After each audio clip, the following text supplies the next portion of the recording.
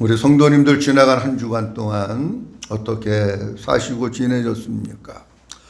5월 5일 화요일은 어린이날이었었고 5월 8일 금요일은 어버이날이었습니다. 우리 성도님들이 많이 바빴겠다 하는 생각이 듭니다. 5월 5일 애들 등살에 아이들도 챙겨야 되고 5월 8일 어버이날 맞이해서 어버이도 또 챙겨야 되고 많이 힘들었겠다 하는 생각이 듭니다. 그런데 제가 또다시 생각을 해보니까 그게 복이더라고요. 왜 그게 복이냐고 할 것 같으면 우리 집에 내가 돌봐야 될 우리 가정의 꽃, 내일의 소망, 내일의 기둥, 자녀가 있는 게 복이더라고요. 만약에 우리 여러분들 가정에 자녀가 없이 딸랑 여러분들이 혼자 산다든지 아니면 여러분들 남편하고 딸랑 둘만 평생을 살아야 된다고 하면 얼마나 외롭고 쓸쓸하겠습니까? 또 다른 한편으로는 어머님이나 부모님이 계신 분도 계시겠지만 안 계신 분도 계실 텐데 어쨌든 이 부모님이 계신 것 자체가 복이더라고요. 여러분 부모님이 계신 거하고 안 계신 거하고는 너무 차이가 많습니다.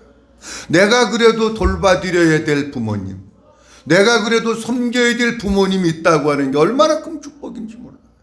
저는 돌봐드리고 섬겨드리고 카네이션 꽃 하나 달아드릴 부모님이 양쪽에 없습니다. 그런 부모님이 있다고 하는 게 그게 또 은혜고 복이더라고요. 야, 그게 감사한 거로구나. 내가 우리 아이들을, 우리 부모님들을 기쁨과 즐거움으로 잘 섬기고 돌봐드리면 나에게도 은혜가 되고 기쁨이 되고 보람이 되지만 그들에게도 기쁨과 행복이 되기 때문에 이게 진짜 복이로구나 라고 하는 생각을 했습니다.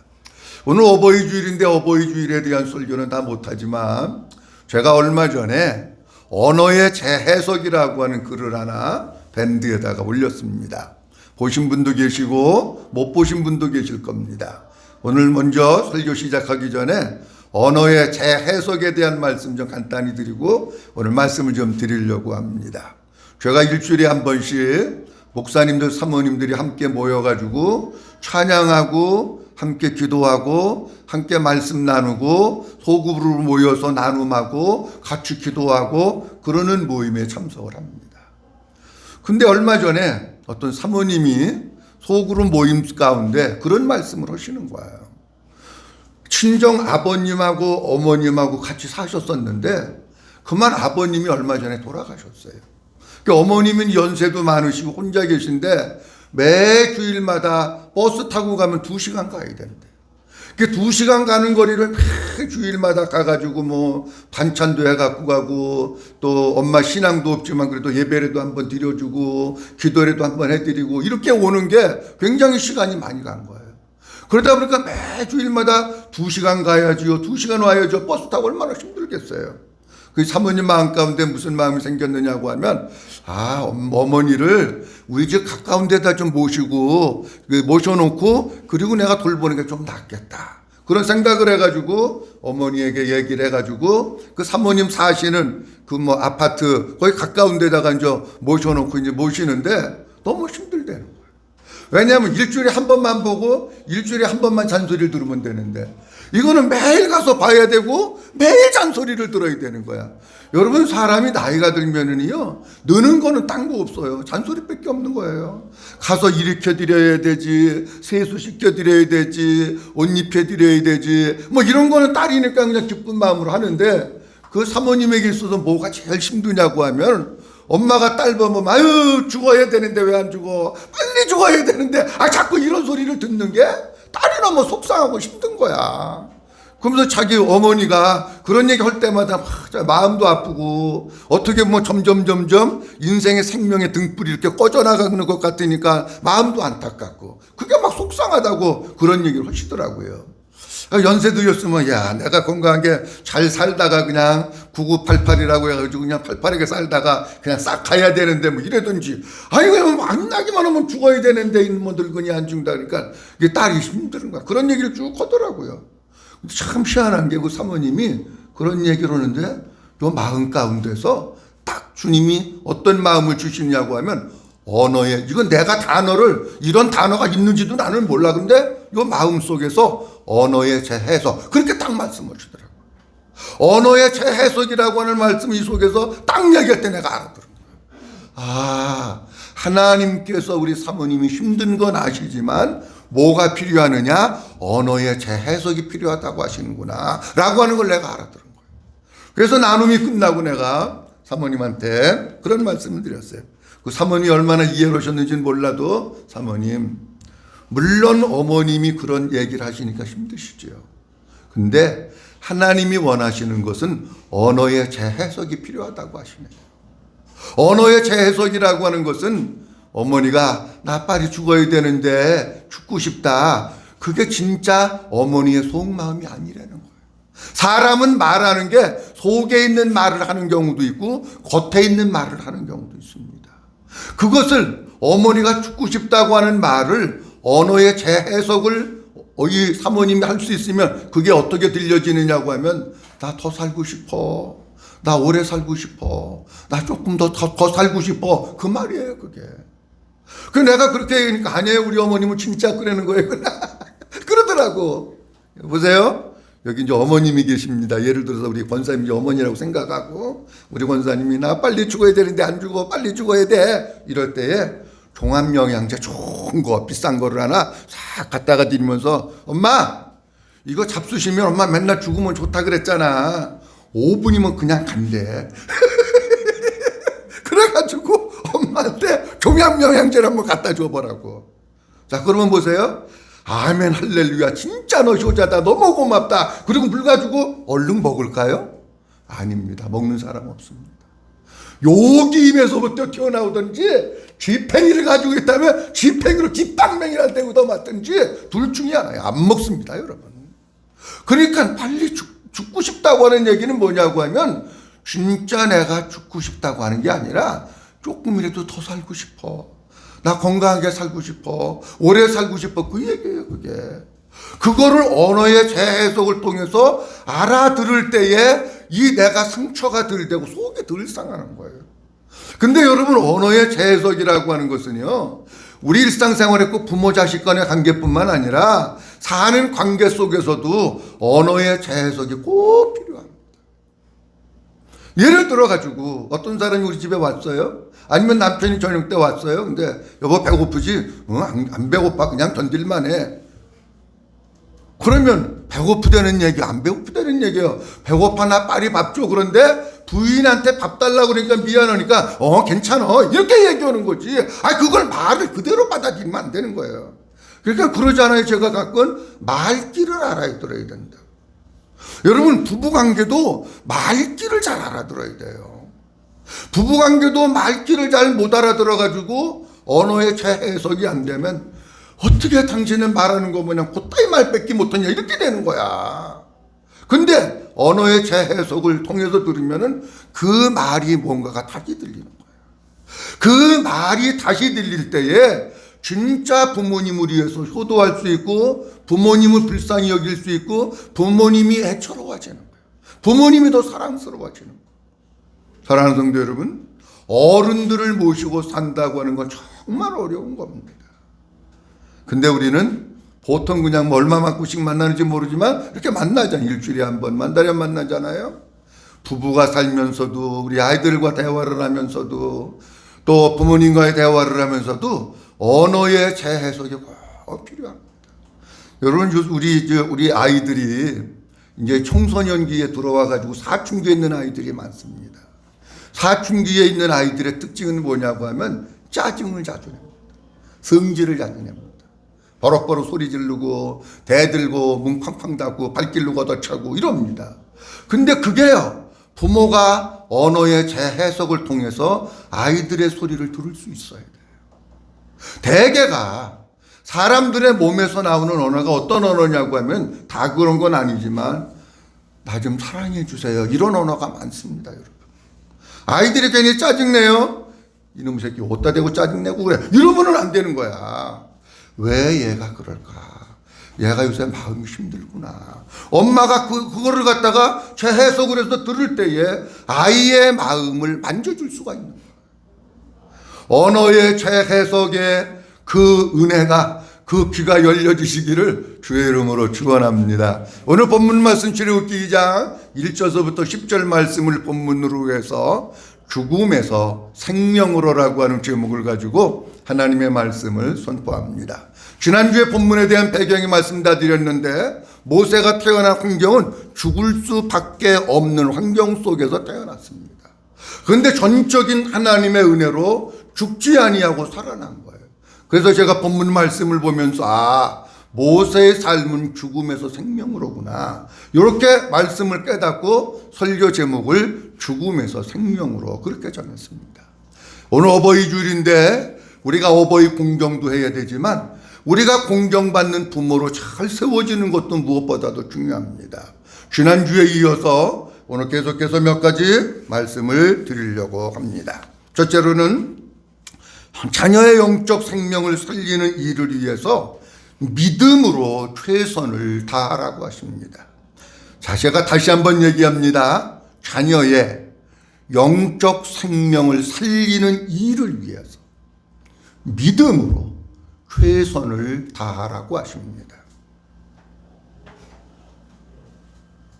오늘 본문 말씀 가운데 볼 것 같으면은 앞서도 말씀드렸습니다마는 이스라엘 백성들이 히브리 민족이 애굽 땅에서 태어나면은 죽을 수밖에 없는 상황 가운데서 모세는 태어났습니다.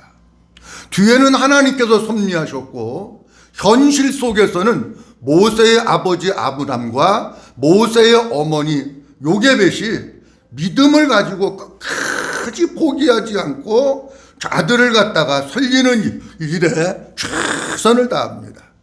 출애굽기 2장 2절 말씀서부터 3절 말씀 가운데 보면 이렇게 기록되어 있습니다. 그 여자가 임신하여 아들을 낳으니 그가 잘생긴 것을 보고 석 달 동안 그를 숨겼으나, 그 다음 이렇게 말씀합니다. 더 뭐 할 수 없게 되었을 때? 숨길 수 없게 되었을 때 아들을 낳습니다. 마음 먹고 키울 수 있는 환경이 아닙니다. 나일 강가에 갖다 던져가지고 죽여야 되는 겁니다. 그런데 모세의 아버지 아므람과 요베겟은 그 아들을 죽이지 않고 석 달 동안 내가 품고 길렀습니다. 그런데 오늘 본문 말씀 속에 보니까 더 숨길 수 없게 되며 마지막까지 최선을 다한 거예요. 마지막까지. 그리고 그 뒤에 보면 이렇게 말씀합니다. 그를 위하여 갈대 상자를 만들고 갈대 상자에다가 역청을 칠하고 나무 진을 칠합니다. 그래가지고 그 상자가 안에 바깥에서 물이 들어오지 못하게 하고 해충이나 벌레가 들어가지 못하도록 완벽하게 만들어 놓습니다. 그리고 그 안에다가 모세를 갖다가 놓고 나일강 갈대 숲 사이에 띄웁니다. 여러분, 요게벳이나 아버지 아므람이 모세를 포기했다면 갈대 상자를 그렇게 잘 만들어서 거기다가 놓지 않습니다. 마지막 최후의 순간까지 아들의 생명을 살리기 위해서 부모는 최선을 다하는 겁니다. 한쪽으로는 모세가 태어났을 때의 준수함을 보고라고 말씀하는데, 모세의 아버지나 어머니는 하나님께서 우리 아들을 통해서 하실 일이 있어, 하나님께서 우리 아들을 쓰실 거야, 어떤 섭리가 있어, 그렇기 때문에 하나님 우리 아들을 반드시 보호해 주실 거야 라고 하는 믿음을 가지고 있고, 또 다른 한쪽으로는 믿음만 가지고 있어서 안 되는 거예요. 뭣도 가지고 있어야 되느냐? 이 아들을 살리기 위해서 부모로서 해야 될 최선, 그 생명을 살리기 위해서 마지막까지 최선을 다 해야 된다는 겁니다. 7절 말씀에 보면 이런 말씀이 기록되어 있습니다. 그의 누이가 바로의 딸에게 이르되 내가 가서 당신을 위하여 히브리 여인 중에서 유모를 불러다가 이 아이에게 젖을 먹이리까, 이렇게 말씀합니다. 갈대 상자를 만들어서 모세를 갖다 놓고 그리고 나일 강가에 띄었습니다. 그런데 나일 강가에 모세의 아버지나 어머니가 그냥 띄운 게 아닙니다. 이 바로 왕의 공주가 어디서 목욕을 하는지 미리 다 사전에 정탐을 한 겁니다. 여기에 목욕했다고 하는 단어는 히브리 원문이나 문화적인 배경을 보면 어떤 의미가 있느냐면 단순히 날씨가 더워가지고 강가에서 목욕하는 거를 얘기하는 게 아니에요. 여러분, 목욕하려면은 바로의 공주인데 집에서 시녀들 보고 물 떠다가 목욕물 준비 딱 해놔라 그러면 되는 거지. 거기까지 가야 됩니까? 아니에요. 어떤 제사를 드리기 위해서 그 애굽 사람들은 나일강을 신성시하는 거잖아요. 그 신성시하는 거기 가가지고 내가 목욕을 하고 그리고 제사를 드리는 일을 위해서 지금 그 준비 작업을 하고 있다고 보는 게 역사적인 배경입니다. 그러니까 언제 바로의 공주가 여기에 나와서 죄인을 위해서 목욕을 하는지도 사전에 잘 정탐하고 가장 근접하게 잘 눈에 보일 수 있는 거기쯤에다가 갈대상자를 딱 놓은 거예요. 그리고 미리암에게 이야기를 합니다. 이런 일이 있을 거다. 그러면 바로의 공주가 그걸 열어보고, 근데 바로의 공주는요, 아버지는 굉장히 포악하고 잔인합니다. 근데 바로의 공주는 성품이 어떤 사람이냐고 하면 마음이 따뜻한 사람. 뭘 보면 이렇게 불쌍히 여기고 긍휼히 여길 줄 아는 사람이 바로의 공주입니다. 그러니까 이미 모세의 아버지나 어머니는 바로의 공주의 마음의 상태까지 다 살핀 거예요, 여러분. 어디서 언제 죄인을 위해서 목욕하러 나오는지 다 살펴놓고, 그리고 미리암을 철저하게 교육을 시키고 거기다가 띄우고 미리암이 거기서 지켜보고 있는 겁니다. 아니나 다를까 엄마가 가르쳐준 대로 바로의 공주가 열어보더니 불쌍히 여기면서 안타까워하는 거예요. 이때의 미리암이 총알같이 히브리 원문 문법을 보면 주체하지 않고 공주에게로 달려갑니다. 근데 하나님이 하신 게 뭐냐고 하면, 여러분 보세요. 보통 사람 같으면 아기를 내가 안고 아이고 이게 애기 엄마가 없는데 그러는데 요 때를 맞춰서 탁 달려오면 이 사람 의심할 수밖에 없잖아요. 여러분 의심 안 합니까? 이건 히브리 사람이 아들들을 죽이려고 하는 거니까 지금 작업하고 있는 거라 바로 알아차리잖아요. 그런데 하나님이 섭리하고 만져주시니까 미리암이 가서 이 아기는 히브리 아기인 거 알잖아요. 지금 히브리 여인이 반드시 젖을 먹여야 됩니다. 왜냐하고 하면 애굽 사람들은 히브리 사람을 부정하게 생각하기 때문에 애굽 사람들은 절대로 히브리 사람 젖을 먹이지 않습니다. 이 모든 것들을 철저하게 파악하고 끝까지 아들을 살리기를 위해서 미리암을 거기다가 숨겨놓고 미리암을 보내서 미리암이 가서 얘기를 하는데요. 바로의 공주가 의심도 하지 않고 뭐 하느냐? 가서 엄마 불러오라는 거예요. 이 본문에 있는 말씀 제가 짧은 시간 자세히 말씀드릴 수 없지만 한 절 한 절을 보면 뭐가 느껴오느냐고 할 것 같으면 모세의 아버지나 어머니가 그 하나님께서 주신 하나님의 뜻을 이루려고 이 세상에 보내신 그 아들을 죽을 수밖에 없는 상황인데 포기하지 않고 마지막 최후의 순간까지 믿음으로 끝까지 최선을 다하는 것을 우리들이 볼 수가 있습니다. 저는 이런 본문을 말씀 보면서 그렇다면 하나님께서 우리의 가정 가운데 뭐를 주셨습니까? 여러분들에게도 자녀를 주셨습니다. 문자적으로는 모세의 아버지나 어머니는 육신의 생명을 살리는 겁니다. 육신의 생명이 죽을 수밖에 없이 살리는 것인데 우리는 영적으로 보면 여러분들에게 하나님께서 아들도 주시고 딸도 주시고 자녀를 주셨는데 우리가 살릴 것은 육신을 살리는 게 아닙니다, 여러분. 물론 육신을 죽이려는 얘기, 그런 얘기는 아닙니다. 여러분, 우리가 해야 될 일은 뭐냐면 여러분의 아들과 딸의 영적인 생명을 믿음으로 포기하지 말고 살려야 된다고 하는 게 오늘 본문에서 하나님께서 우리에게 주시는 말씀이라는 거예요. 사랑하는 성도 여러분, 이렇게 얘기하면 어떤 분 이렇게 얘기할 수 있어요. 목사님, 우리의 눈이 아무리 얘기해도 귀에다가 말뚝 박아놨는지 안 들어요. 이런 것들이 있을 수 있어요. 포기하지 마십시오. 하나님 앞에서 믿음을 가지고 내가 최선을 다한다면 하나님이 분명히 일하시고 역사하실 것을 믿고 여러분들의 자녀를 위해서 최선을 다해서 어떻게 해야 이 아이의 영적인 생명을 살릴 것인가 하는 것은 부모가 기도하면서 생각하는 거예요. 답이 없습니다, 여러분. 금식했다고 어떤 사람은 금식해서 되는 경우도 있어요. 그러니까 여러분들이 하나님 앞에 기도해서 하나님, 내가 이 우리 아들 포기 못합니다. 우리 딸 포기 못합니다. 반드시 예수 믿고 하나님의 생명으로 거듭나고 천국 백성 되어야 됩니다. 하나님 도와주세요. 어떻게 하면 됩니까? 나는 포기 못합니다. 결국 그러면은 하나님께서 뭔가 지혜를 주시고 용기를 주시고 뭘 주실 거예요.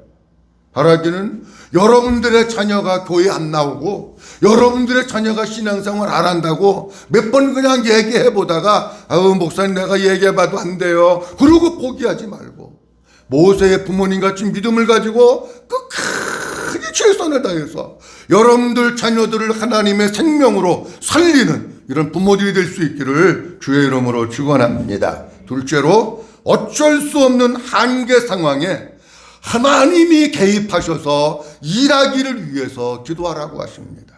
다시 얘기합니다. 어쩔 수 없는 한계 상황에 하나님이 개입하셔서 일하시기 위해서 기도하라고 하십니다. 자, 오늘 본문 말씀 짧은 절인데 2장 4절 말씀 다 같이 한번 보도록 합니다.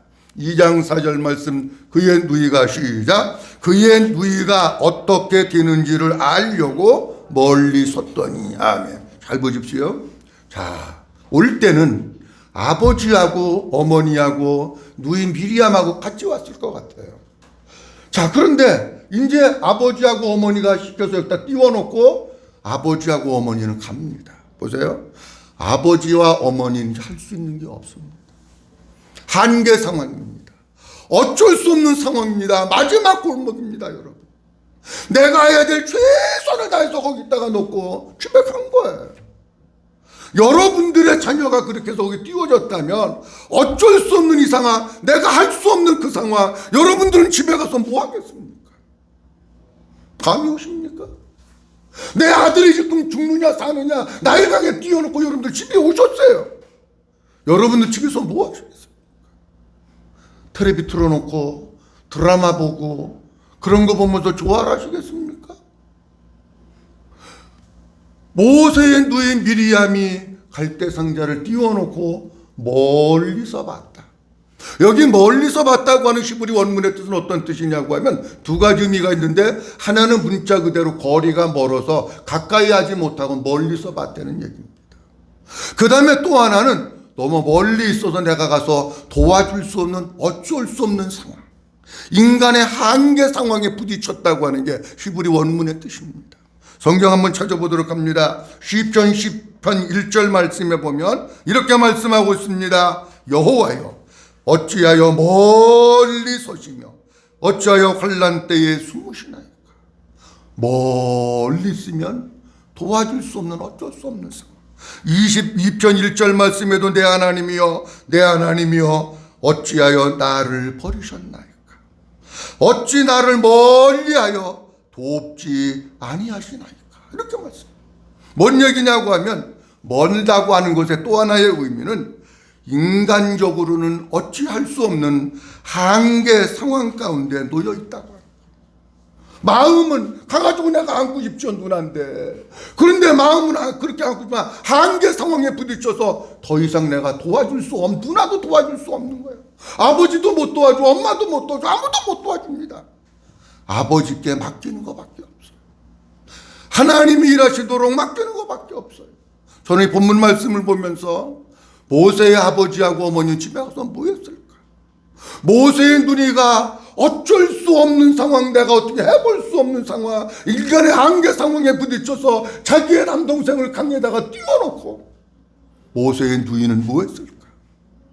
모세의 누이 미리암이 이때의 나이가 13살에서 14살 정도로 추정을 합니다. 뭐 했을까? 모세의 아버지도 마찬가지고, 모세의 어머니도 마찬가지고, 모세의 누이도 마찬가지고, 내가 어떻게 해볼 수 없는 인간의 한계 상황에서 맡겨놓고 진짜 속 중심에서부터 끌어나오는, 그냥 입에서 구원하는 기도가 아닌, 아버지 진짜 우리 아들 불쌍히 여겨주시고 하나님 꼭 살려주셔야 돼요, 이 속에서부터 신음하는 기도를 했지 않았습니까? 나는 할 수 없어요. 하나님이 여기에 개입하셔서 하나님이 보호하시고 하나님이 구원해 주시고 하나님이 바로의 딸의 마음을 만져주시고 하나님이 일하셔야 됩니다. 하나님, 나는 이제 할 게 없어요. 하나님 도와주세요. 하나님이 도와주시지 아니하시면 내가 할 수 있는 거 아무것도 없어요. 기도하지 않았겠습니까? 나는 그게 정상이라고 봅니다. 여러분 같으면은 내 아들이 죽느냐 사느냐에 지금 생사 기록에 가 있는데 집에 가서 텔레비 보고 사람 만나고 차 마시러 다니고 시덕거리고 그러겠습니까? 그러는 부모는 하나도 없으리라고 봅니다. 저도 그렇게 안 합니다. 진짜 아버지 앞에 무릎을 꿇고 얼굴을 벽으로 향하고 하나님 도와주세요, 하나님 살려주세요, 하나님밖에 없어요, 하나님이 개입해 주셔야 돼요, 하나님이 일해 주셔야 돼요, 하나님이 만져주셔야 돼요. 얼마나 속에서 나오는 기도를 했겠냐. 전에 본문 말씀을 보면서 진짜 우리가 사람이 살면서 어떻게 할 수 없는 한계 상황을 너무 많이 만납니다. 자, 오늘 자녀에 대한 얘기했습니다. 자, 여러분들 자녀가 제일 이쁠 때가 어렸을 때입니다. 그 100일, 1살, 요 때가, 여러분 강아지도 막 엄마가 나가지고 막 꾸물꾸물꾸물 요 때는요 얼마나 이쁩니까 강아지가. 나도 시골에서 농사꾼 아들 강아지도 엄청 많이 키워보고 있습니다. 그때가 제일 이쁜 거예요. 근데 이런 과정을 지나고 중학교 가고 고등학교 가고 대학교 가면 머리통들이 커지는 거예요. 부모 말 듣습니까? 안 듣습니까? 안 듣습니다. 엄마가 얘기하는 건 잔소리입니다. 안 들어요. 어쩔 수 없는 상황을 우리도 자녀를 키워가면서 많이 만납니다. 그럴 때에 잔소리했다고 걔가 변화되는 거 아닙니다. 아버지 앞에 나와서 엎드려 울면서 하나님, 나는 어떻게 할 수가 없어요. 한계 상황에 부딪혔는데 하나님이 일하셔야 되고 하나님이 역사해 주셔야 돼요. 하나님이 만져주시고 하나님이 변화시켜 주셔야 돼요. 마음에 끓는 기도가 있을 때 주님은 우리의 신음소리를 들으시고 그 사건에 개입하셔서 일하시고 하나님의 역사를 이루어가게 되는 줄로 믿으시기 바랍니다. 여러분들이 하려고 하지 마십시오. 여러분들이 했으면 벌써 다 했습니다. 뭐 안 되는 게 얼마나 많은지 모릅니다. 우리는.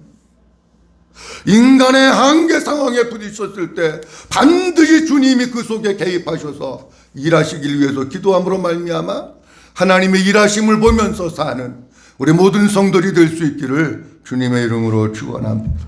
그 다음 세 번째로는 자녀는 어려서부터 믿음으로 양육하라고 하십니다.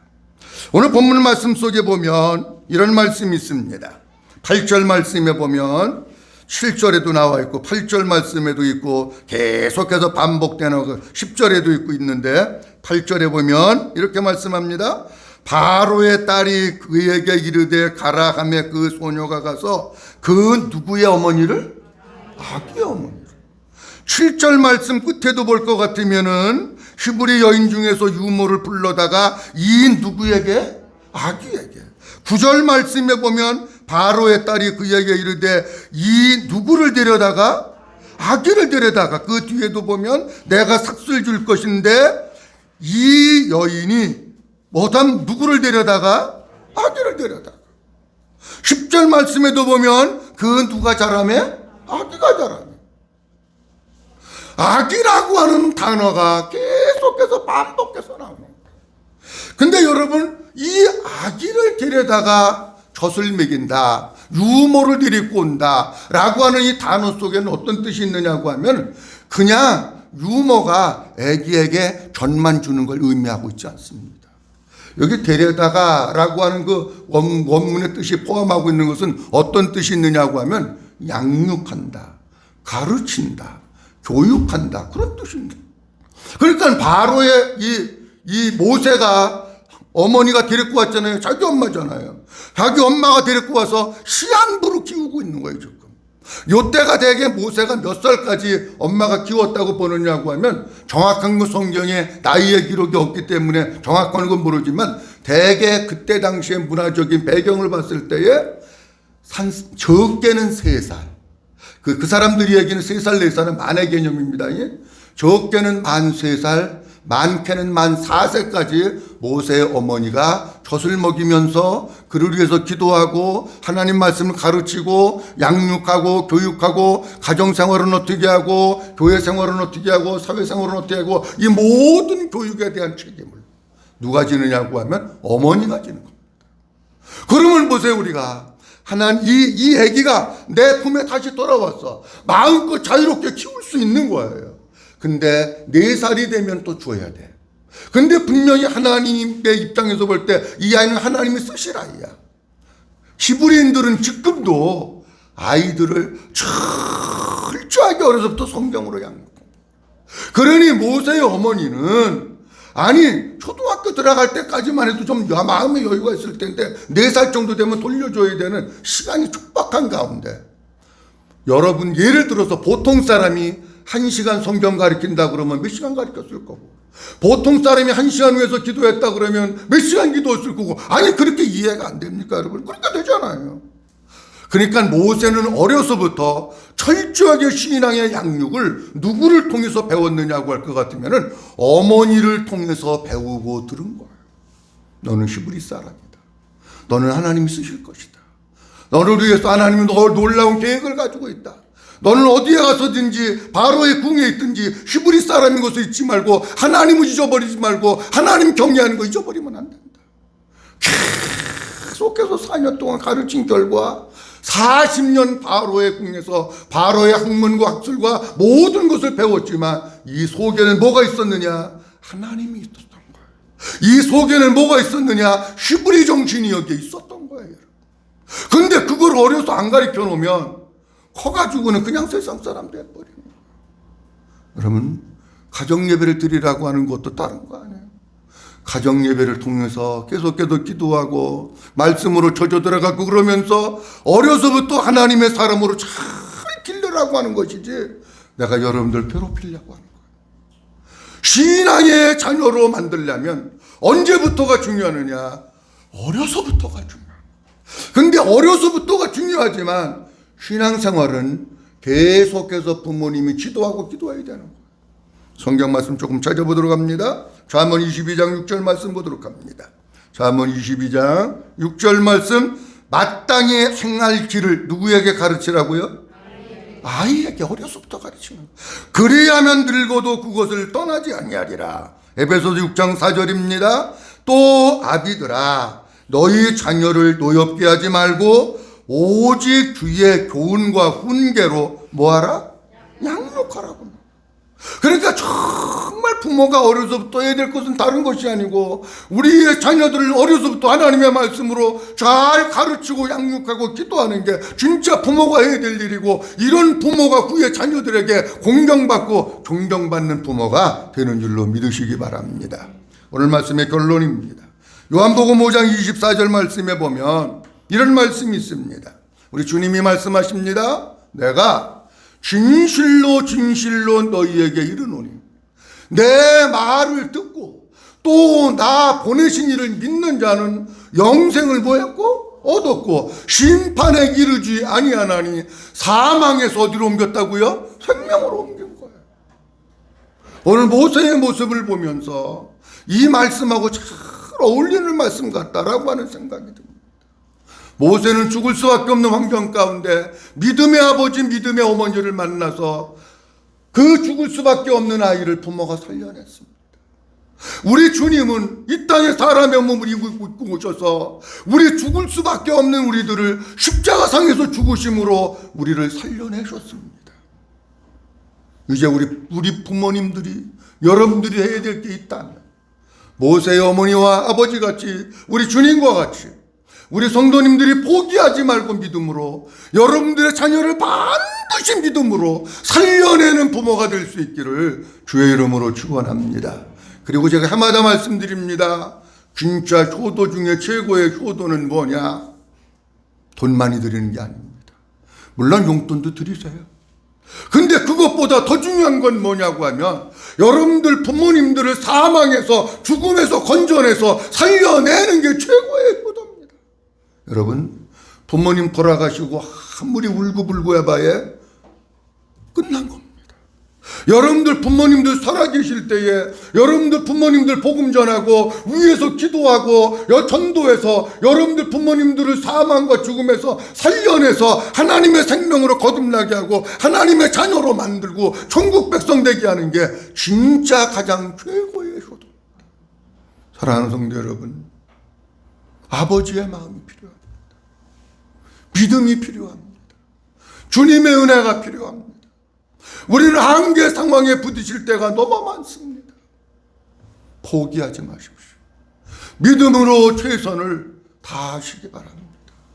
그리고 내가 할 수 없음을 알아서 하나님의 개입하심을 구하고 우리의 자녀들을 어려서부터 믿음으로 잘 양육해가지고 진짜 여러분들의 자녀들이 레바노의 백향목같이 고든 나무로 잘 자라서 하나님 앞에 쓰임받도록 살려내는 우리 부모님들이 된과 동시에 여러분들의 부모님 가운데 혹시 아직 예수 안 믿는 부모님들이 있다면 여러분들의 부모님 죽음에서부터 지옥에서부터 사탄의 권세에서부터 살려내서 그들도 다 하나님의 백성 되고 천국 백성 되고 예수 믿고 구원받아 최고의 효도를 하는 이런 모든 성도님들이 될 수 있기를 주님의 이름으로 축원합니다.